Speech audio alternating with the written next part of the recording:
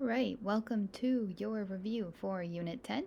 These are the topics and terms that you need to know for your upcoming, I guess we're calling it a quest. Not quite a quiz, not quite a test. All right, so we have to look at the initial stance of the United States on World War II. We begin with the Neutrality Acts, which the goal of the Neutrality Acts was to keep the United States, you guessed it, neutral. Remember those feelings after World War I. We don't like war. We're trying to avoid war at all costs. The Neutrality Acts are meant to keep us from trading, keeping us from lending money. But then we start to see a shift away from that neutrality and that really isolation. The first thing that happens is we see cash and carry. Cash and carry is just as it says. If nations had the ability to send their ships to the United States, pay cash for the goods that they needed, and carry it back to where they came from, then they could trade with the United States. What we realized is that cash and carry was not working well enough for the Allies. Once FDR declares us the arsenal for democracy, arsenal meaning the stockpile of weapons meant to save democracy, protect democracy around the world, we shift to the idea of the Lend-Lease Act. The Lend-Lease Act stated that we could lend or lease, meaning rent or loan out, or sell any any types of materials, and that included weapons for war, to any allied nation.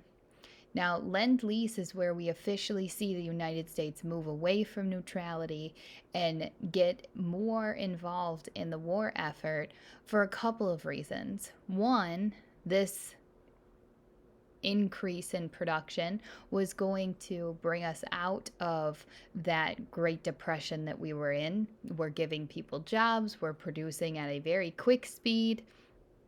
Our economy is making money for what we are selling, and that is going to help us. But the second piece of Lend-Lease, the reasoning for it, was we wanted to stop the war from coming to the United States. If the Allies ran out of supplies, then we were next. The war was coming to us, and we do not want that to happen. So Lend-Lease is the perfect way to keep us out of the war.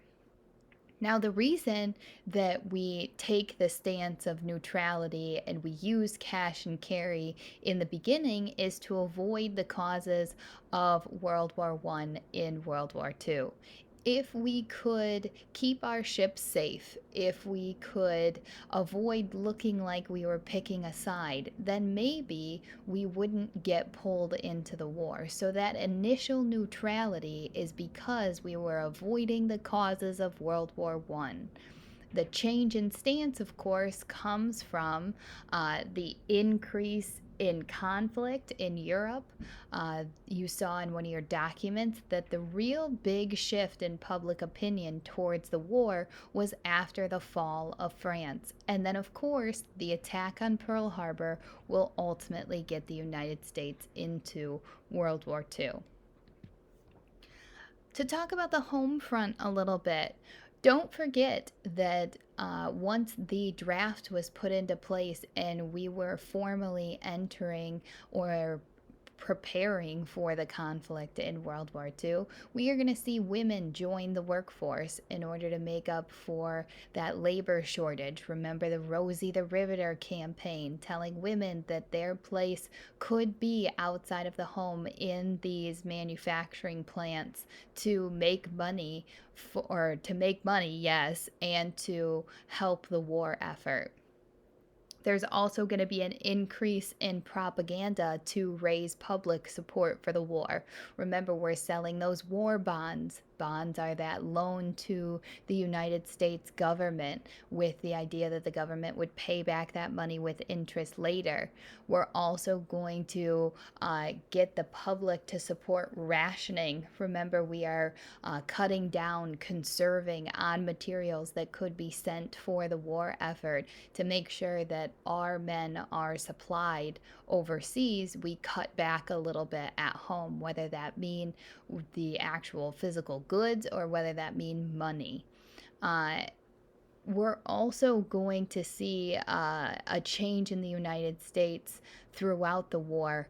And one of those changes is the internment camps. Remember, the Japanese internment camps are put into place along the West Coast. We're seeing Japanese Americans mainly affected on the West Coast.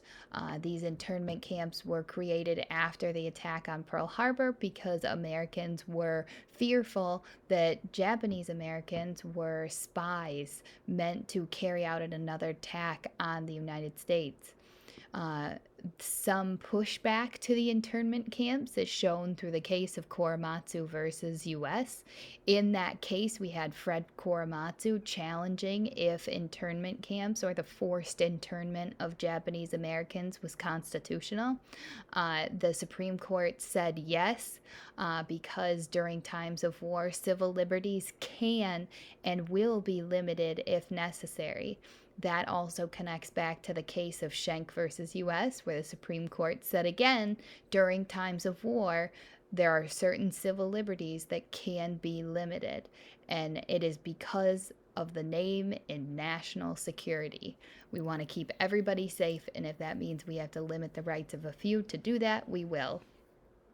African Americans are going to participate in the war effort.